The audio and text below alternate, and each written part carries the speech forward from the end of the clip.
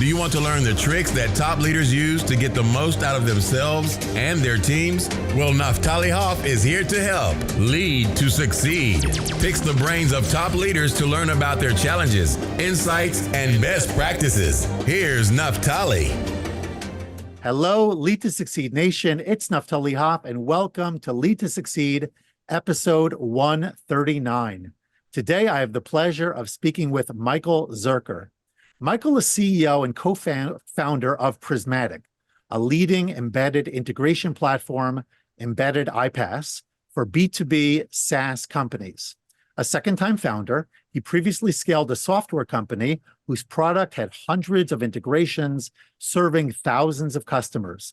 He passionately believes that B2B SaaS companies need a better way to build and manage integrations. Michael, I'm so glad to have you on the show today. Yeah, thanks for having me.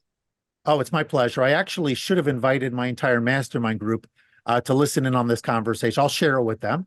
And the reason I mention that is because all of us are trying to figure out ways that we could automate better, ways that we could integrate different elements. And I don't want to geek out on that aspect of what you do, because frankly, I would be very, very bad at doing that. I totally, it's not at all my sweet spot. This is a leadership podcast, so we're going to focus there, but just putting it out there that I do believe that what you do is very valuable. And certainly I think it's the direction of the future. So why don't you just begin, Michael, with your backstory? Tell us a little bit more about yourself, how you got to where you are, and we'll unpack it from there. Sure.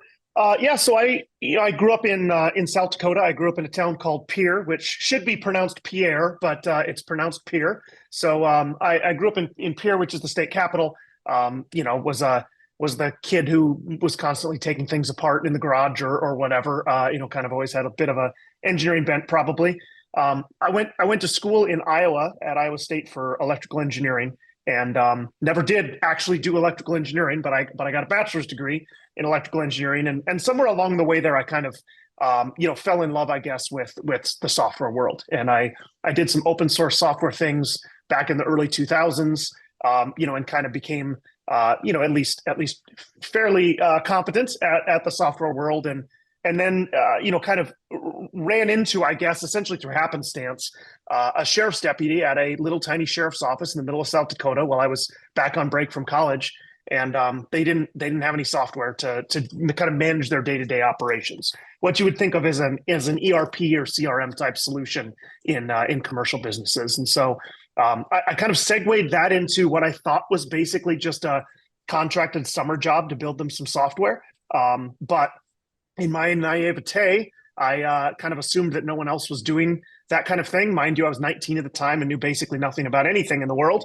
And so, I kind of just kept doing it year after year and started a tiny little software company that wasn't meant to become anything to build software for this one sheriff's office, this one law enforcement organization. One thing led to another. A few years later, we got a second and third customer. And then 10 years after that, we had a few thousand customers. So, it wasn't really meant to be a company. It wasn't really meant to be what I did full time. It just kind of like a piece at a time became that.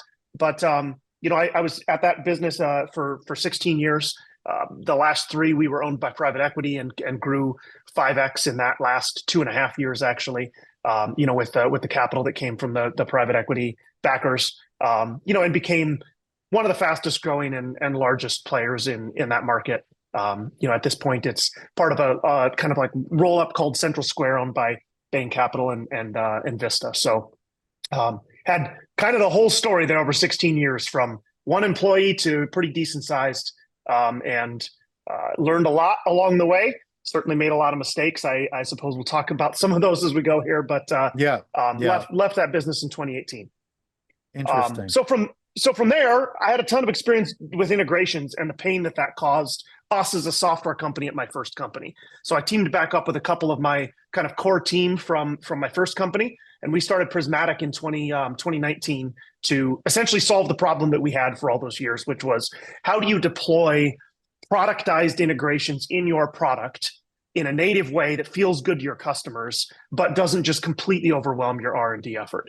And so Prismatic is what came out the other side of that. We're almost exactly 5 years old now.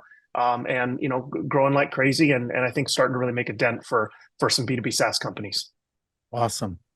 And again, if this was more of a technical podcast, I would drill down more on what specifically you're doing and how it helps people. But again, we're going to focus more on the leadership side, on different aspects of it. It's interesting. Just a brief side point on your Pierre reference. I lived in Chicago for a bunch of years, and so you mentioned Iowa, Des Moines.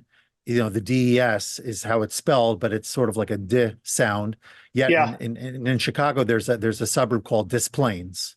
So same spelling, just some people, pronounce it literally, and some people use I guess it would be the French original pronunciation. Right. You also mentioned Iowa State, and I'm a long-suffering New York Jets fan, but we thank you for Breece Hall. He has certainly brought a glimmer of hope to our moribund franchise. So thank you for that. Well, I'm glad to hear we could help. Yeah, no, anything you could do, and I might call you more often if I see that some of the other moves we made haven't panned out. We got this guy Rogers. We're trying to get back on the field. Let's put it that way. Yeah. In the meantime, I do want to drill down a little bit on this. I wrote it down as orchestrating. Oftentimes we think we have to have our lives all figured out, and so we go to college and we say, this is what I'm going to be. And we think that this is our direction. I know I can speak from personal experience that the trajectory that I envisioned for myself out of high school into my post-high school, it's really like pre-college, because I went off to Israel for some let's call it religious or biblical studies and whatnot.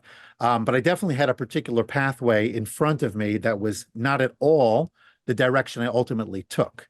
And even in that second direction, which was education and eventually school leadership, I did not envision when I started along that path that I would then transition into the world of coaching, which is what I do currently, and training and whatnot. And so it's important. I don't know if you have any particular thoughts there, Michael, in terms of advice for people as far as when things don't feel right and you're kind of feeling somehow out of alignment between the original path that you chose and where you think your inner voice or opportunities that are being presented to you are rerouting you, so to speak.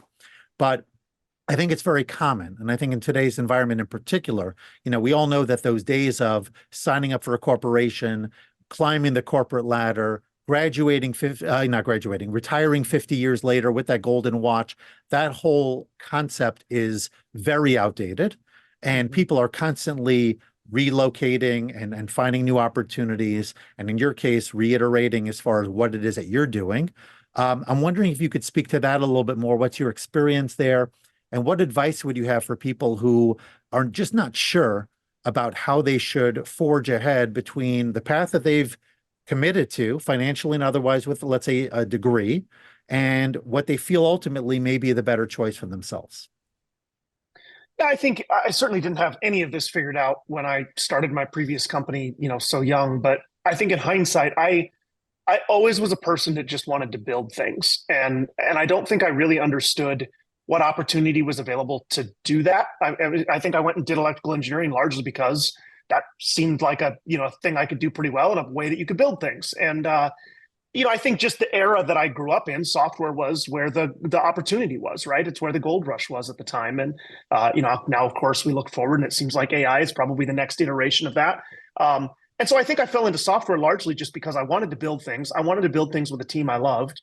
And software ended up being probably in some ways the lowest friction way for me to do that, just given the macro environments. And so I think, I don't pretend, I guess, to have all the answers, but I think in general, just not being stuck on any given path. And to be clear, I was super fortunate. I was 19. I had no family depending on me. I had the resources to go to college. Like I had a lot of advantages at that point in my life, and was able to kind of toy around, if you will, with the very early days of starting that company. And had I had to immediately have an income and not have a parent's basement to live in with a co-founder and some of those things, my path probably would have been pretty different. But, I think I wanted to build, I wanted to do it with the team I loved. And, and I think in a lot of ways, I just kind of wound my way to that in a thing that it looks reasonable in hindsight. But like at the time, I think at every given moment, you'd probably around a lot of corners, I looked like an idiot.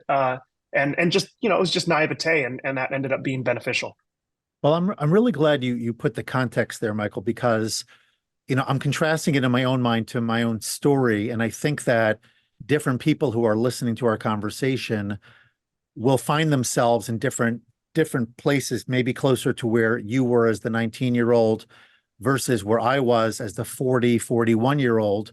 I did not get renewed as head of school after a relatively short tenure there, having moved my family away from where we had been living in Chicago. I'm originally from New York, so we're Northerners, my wife and I, and we had Okay. relocated down to Atlanta.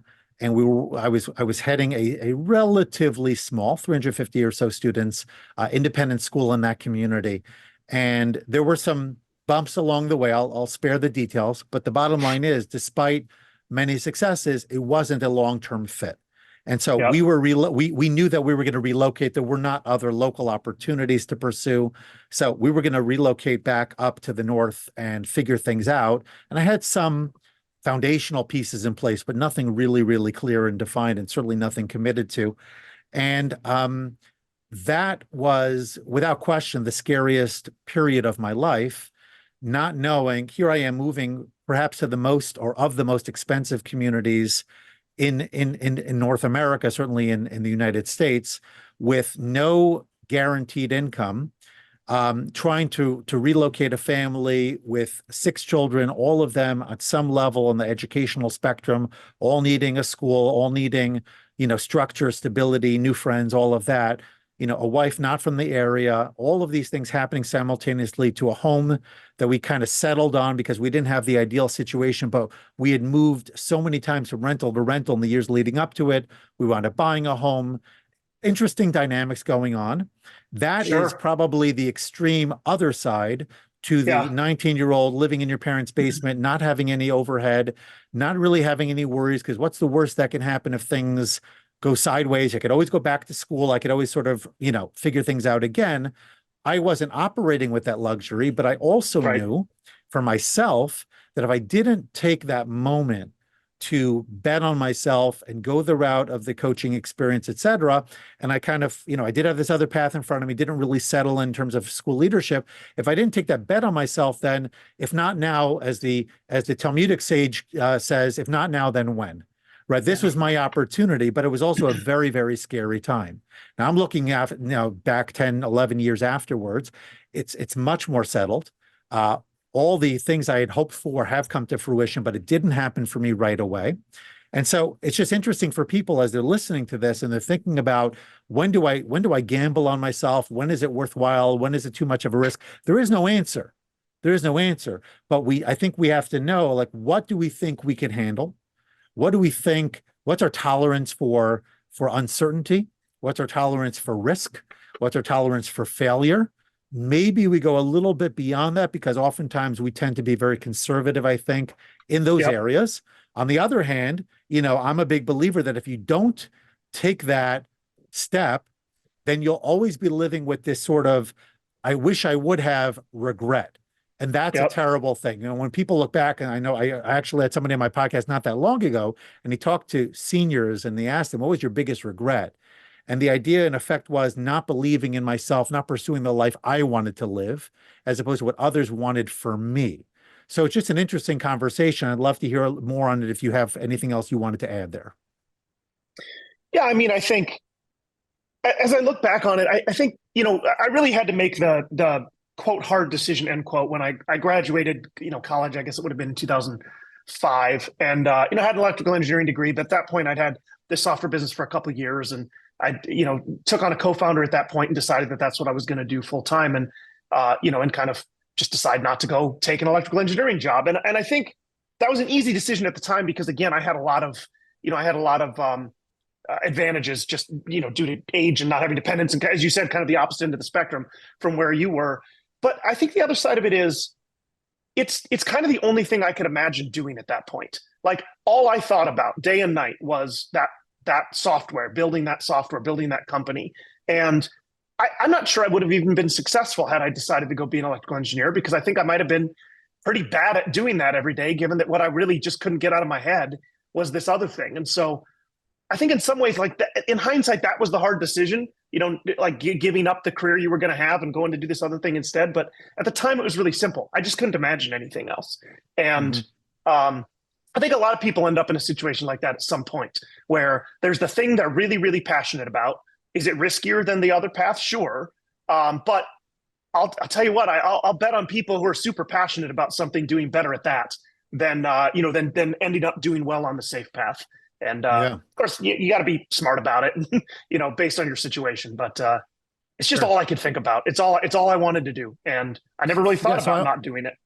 So I want to unpack that a little bit more if I can, and eventually I do want to get back to what it is that you do, because I do want to see from your perspective how AI and SaaS and all of that, is changing the way we live. Sure. Whether it's B2B or just in general, the effects that those elements are going to have. But for the moment, so you didn't use these words, but the concept of singular focus, the idea of getting really, really focused on a specific outcome or developing a particular skill set, I think that that's underappreciated for many folks, because oftentimes we think maybe we'll be generalists and we'll learn different things. And I'm sort of going to talk out of both sides of my mouth here, because on the one hand, in fact, I had somebody on my podcast when we were discussing this. He was a former lawyer, talking about how lawyers oftentimes become super technical and really good at that. But if that's all you could do, then you're a commodity, was his point. And if you don't understand how you can market it or how you can leverage the interpersonal skills and things of that nature, then you're a dime a dozen. So on the one hand, you do have to have soft skills and people skills and all of that. On the other hand, you also have to be really, really good at what you do if you're going to differentiate from others in the marketplace.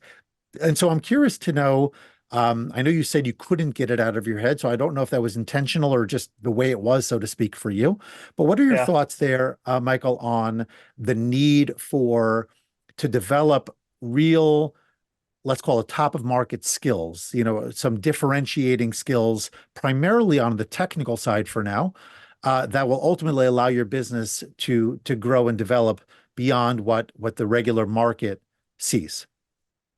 Yeah, so I have to preface this with my whole career has been in software and tech. So obviously I have a bit of a narrow view in some ways, but at least in the world that I've been in for 20 years, I think in any business, or in any career, your value, like figuring out where you can add the most value to whoever you're serving, whether it be a company or customers directly or whatever, is of utmost importance. And I think at least in the fields that I've been in, a very outsized way to add very significant value is to be one of the best in the world at something, right? And so you have with the AI boom that we're seeing, or the AI rush that we're seeing, people who have the very specific skills in building large language models or that kind of thing are obviously at just a huge premium right now, because they can add a very outsized amount of value because of their very, very very deep, probably pretty narrow, but very deep technical experience there. And so I think that's very much one path. Now, do you have to have the interpersonal skills to put that to good use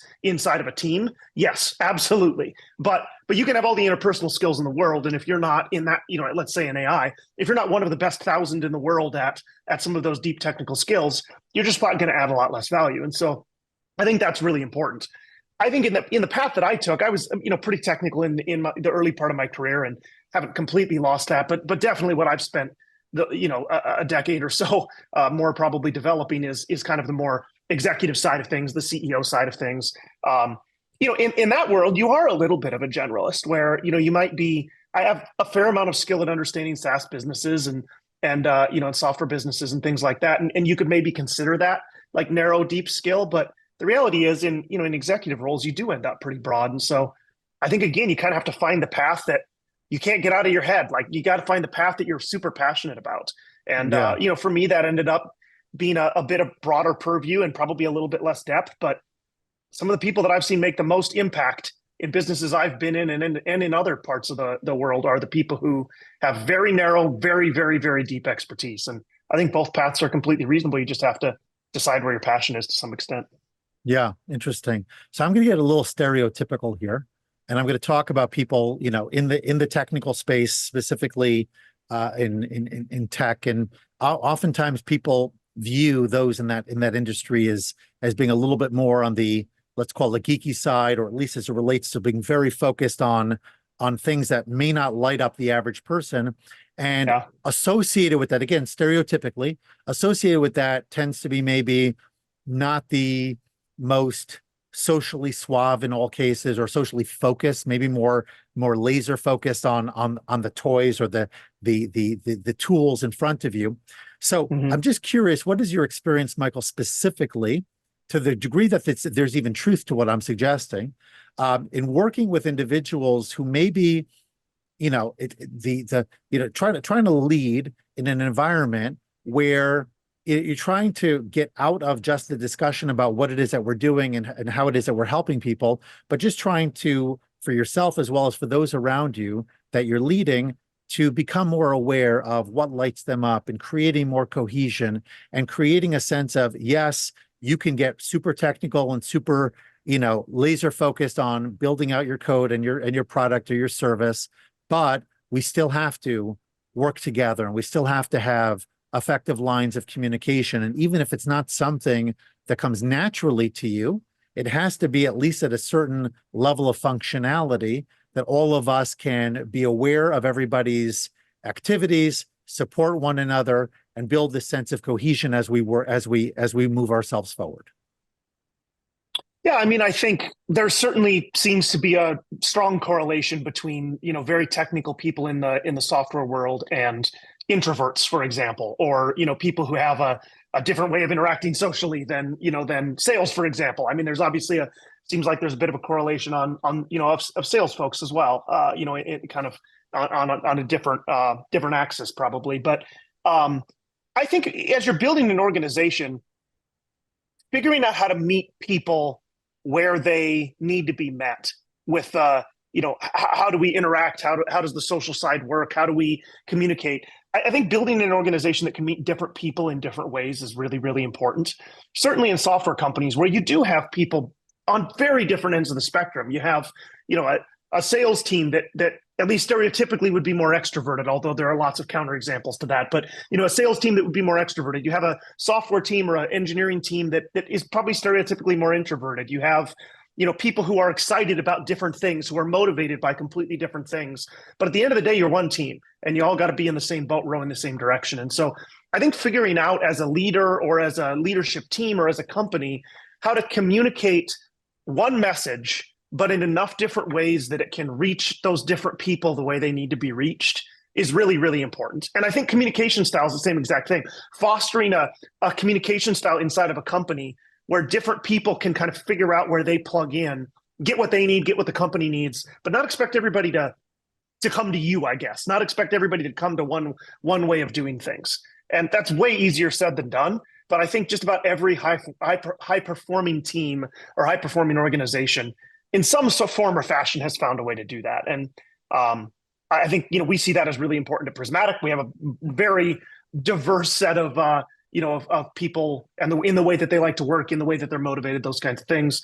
And we think a lot about that from a culture perspective. How do you meet them all where they need to be met? So give us a practical example. Give us a practical example of what that looks like. I think there are people. So we're a fully remote company, and my last company was mostly in person. So that's a change for me.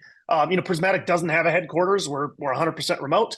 And so I think, as you think about, well, how do we build a remote culture, where people still feel connected, even though, we are in our houses all day or whatever. I think as you think about the way to do that, the way that different people want to experience that is very, very different. There are people that want to just get into a video chat and hang out for a half an hour or an hour, and maybe have a drink or do like a virtual happy hour or something. There's another large group of people who just cringe at that idea. Like, oh my gosh, why would I want to? I don't even like to be on video, much less sit here and stare at a big grid of people just chatting about nothing. To use the words of somebody who would kind of be in that persona. And so those people maybe want to be met in a completely different way. Maybe they want, they want to get together and actually work on something, to use their words, or they want to, they don't feel like they need the social connectedness, even though they probably do, just they see it in such a different way that they don't call it social connectedness.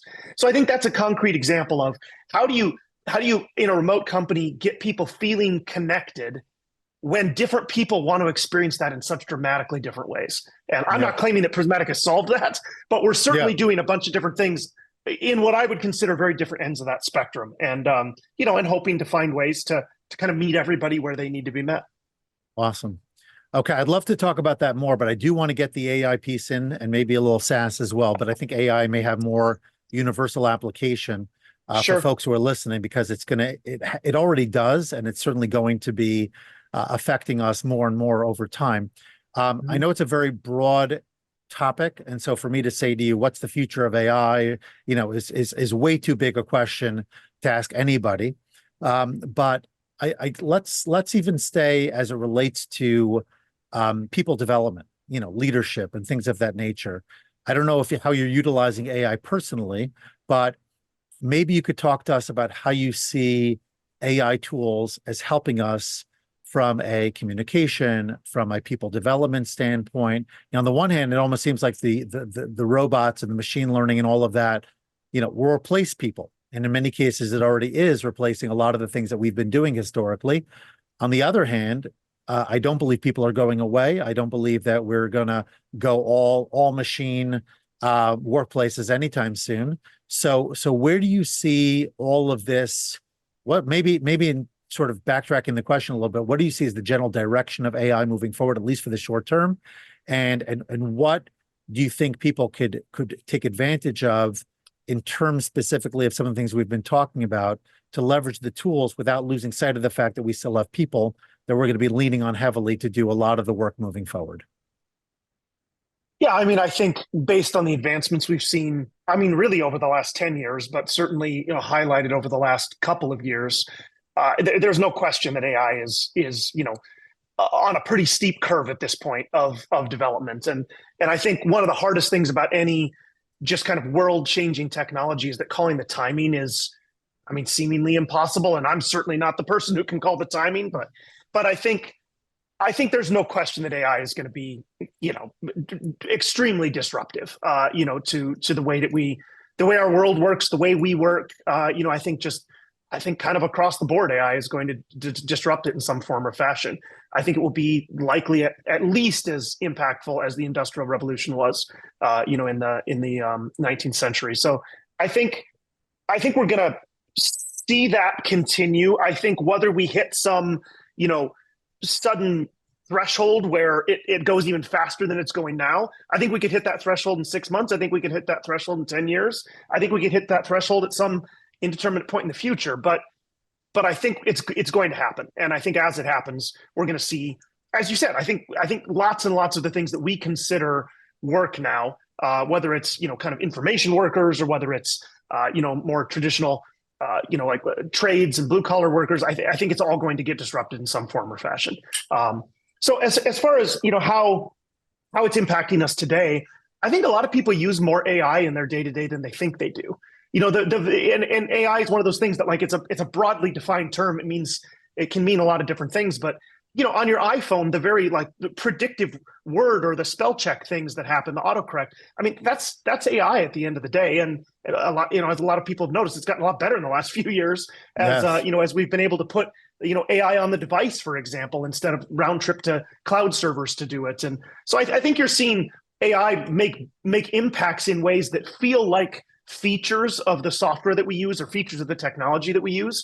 But in reality, it's some of the first, immediate impacts from AI. And, a lot of people use Grammarly, for example, in their just day-to-day to, write better copy to, get grammar right, catch all of those things. I mean, that's AI, and I think in that particular case, trained on, with machine learning, like a lot of the modern advancements are. A lot of the interactions that we have with customer support today are AI influenced, at least, or AI, enabled, even though we don't really think of it that way. So I think we're just going to see this constant ramp up of places that AI is making feature level differences.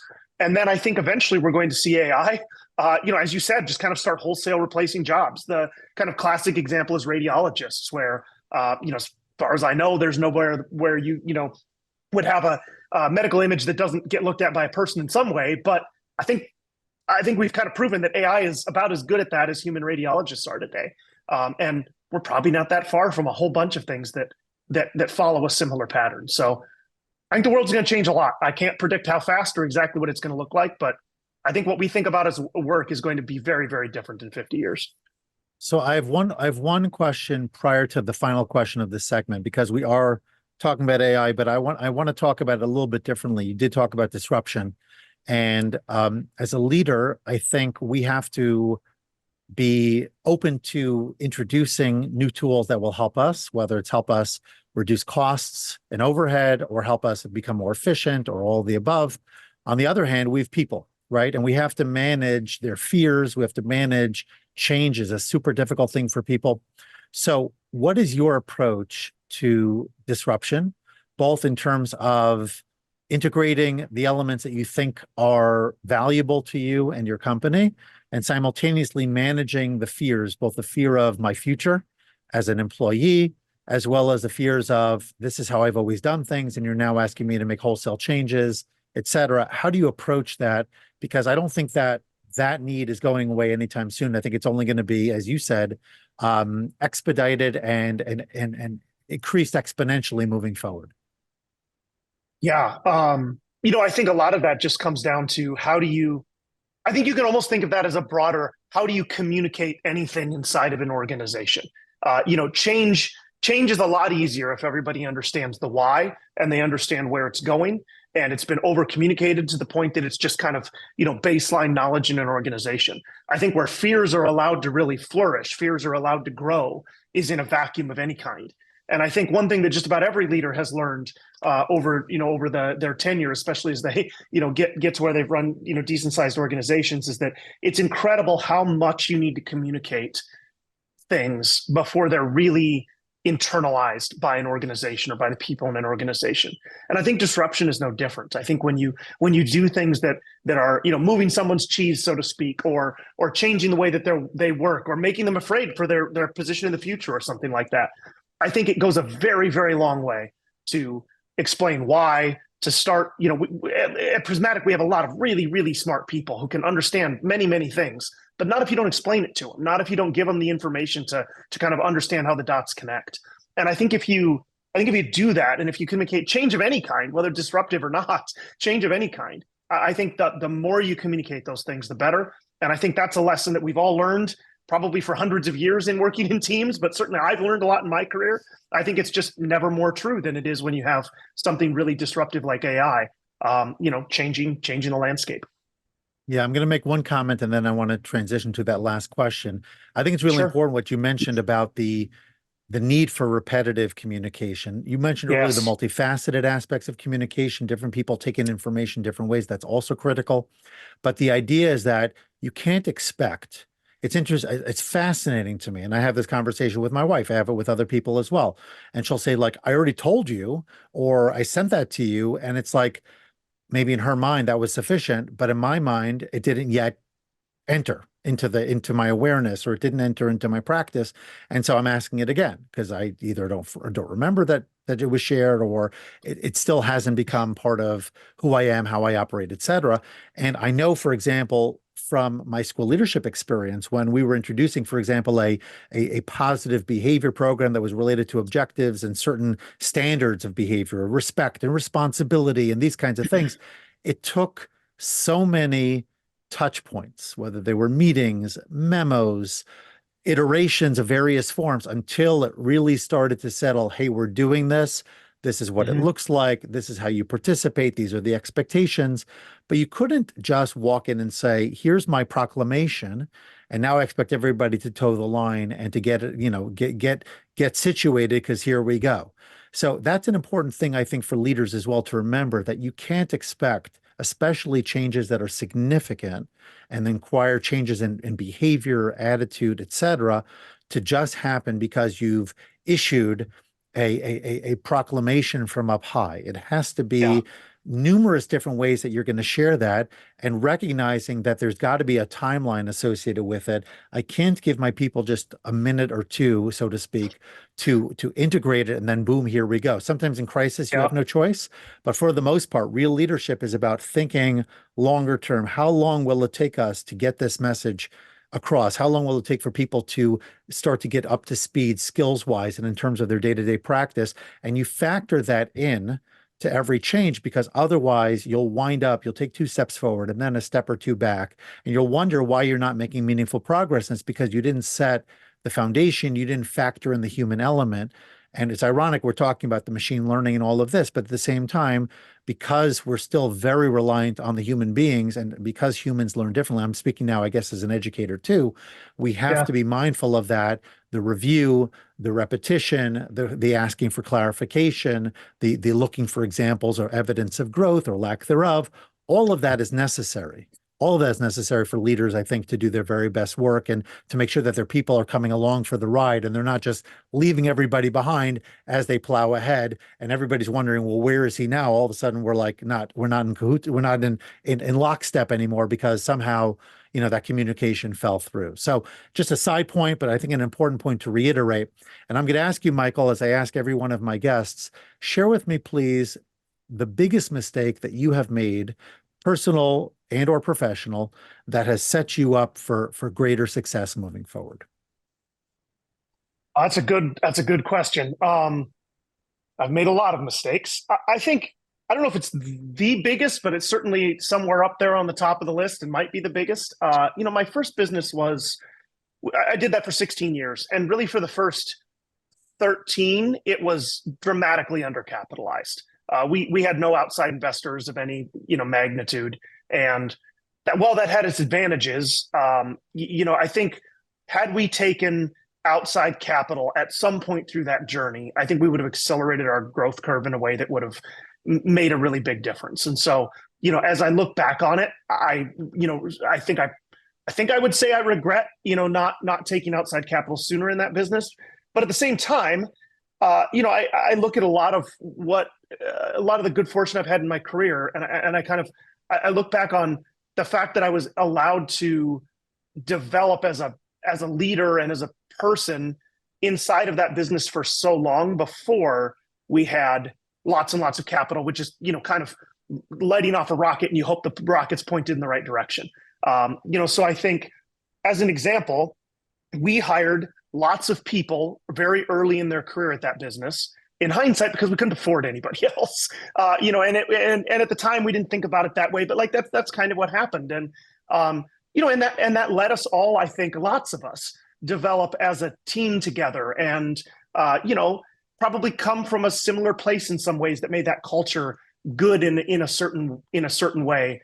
And a lot of people launched careers there, having nothing to do with me, but now they have, great careers because of kind of the opportunity that they grasped, by being part of a, really young team trying to disrupt an industry in an undercapitalized way. Like that makes you pretty creative. It makes you pretty willing to work hard. It makes you pretty scrappy. And so I guess I don't know if I regret it or not, but it was definitely a mistake on paper. I think it's worked out well. And, one advantage of bootstrapping for a long time is you own a lot of it in the end. But, it was definitely not the right way to make the Excel model work, in hindsight. I hear you. Okay, so it's rapid fire time.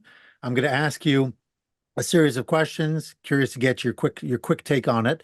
The funniest misassumption people make when hearing iPaaS for the first time. I think nearly everybody is used to iPaaS as an integration platform that is used by businesses to integrate the tools they use. For us, iPaaS or embedded iPaaS is a tool used by software companies. And it ends up being way more different than it seems like it should be, in a way that's hard for everybody from investors to software companies to understand. Interesting, because I was going to use a completely different, in my mind, iPaaS sounds like Easy Pass. And I think in Chicago, actually, they have iPaaS. Yeah, for the toll roads. Yeah. I thought you were going to go the toll roads route, but that's certainly in my mind where that was going. Yeah, okay, that's probably funnier. Best advice you were ever given? Um, wow. Short answer. I know you could probably unpack this one. Yeah. I was exposed to the idea of a business that's too small to be big and too big to be small in a no man's land, as the author Doug Tatum said, and that was told to me at the right time to get my previous business over that hump and then grow to some real scale.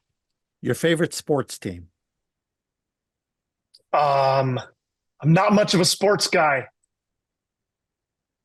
The Red Bull F1 racing team. Okay, because I have no idea what teams people in South Dakota root for. We don't. I mean, there's 800,000 people here. We don't really have professional sports here. I know. So, I'm aware of that. I thought maybe a college team. Someone. Go ahead. Yeah, someone unrelated to you that you look up to most. I had some amazing teachers growing up. One named Jay Mickelson, who was my Latin teacher, which has nothing to do with why I look up to him, but he was just a really, really good influence as I was growing. 2 things everyone should know about South Dakota.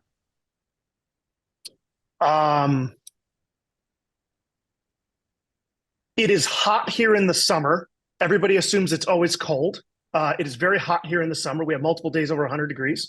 Wow. And secondly, I think it's a much more normal place than people expect. I think people kind of write the flyover states and especially the West off as empty, and it is pretty empty. But I mean, we also have pretty normal things. I've been to, I think, 48 of the 50 states, and they're more similar in some ways than people give them credit for. Your favorite thing to do in nature? I love to snow ski. Okay, cool. And then the last one, a productivity tip that helps you to get more done. I'm a big believer in the difference in style of work between when you're doing deep work and when you're not doing deep work. There's a guy named Paul Graham who wrote an essay called Manager versus Maker that I think is really influential there. And I think dividing your schedule in a way that gives you time to do both is probably the only way I survive. Yeah, I'm thinking of Cal Newport's book, Deep Work, as well. Yeah. So he talks about the deep work side of it, and you can pretty easily triangulate the other side. Yeah, that's exactly all right. So share with us, Michael, how people could learn more about you, connect with you, learn about your company. Yeah. So follow me or follow Prismatic on LinkedIn, and or you can find us at prismatic.io. Lots to learn there, lots to read there. We'd love to have you connect. Awesome. So before we let you go, final life lesson, please. I mean, we kind of hit on it earlier, but I think figure out what you're so passionate about that you just can't think about doing anything else, and find a way to do that. It's a lot easier. It's a lot easier to spend years and years and years doing something you just can't think of not doing. It sure is. And I do regret that we couldn't geek out more on SaaS, but I will tell you it was a great, it was a great conversation. I really appreciated it. And I don't know if you're the first person I've ever spoken with from South Dakota. I doubt it, but certainly it's not a daily occurrence for me. So it's certainly nice to connect with people from the Great Plains. And I'm curious to know about those heat waves. That sounds very interesting to me. But either way, it was a pleasure. It was a pleasure. And I look forward to sharing this content with my audience very soon. Yeah, my pleasure was all mine. Thank you so much for having me. You got it. Have a great day. Thanks so much for listening to this episode and for investing in yourself so that you can lead to succeed. Before you go, don't forget to subscribe, rate, and review the show. Your feedback gives the show more social proof and encourages more folks to listen.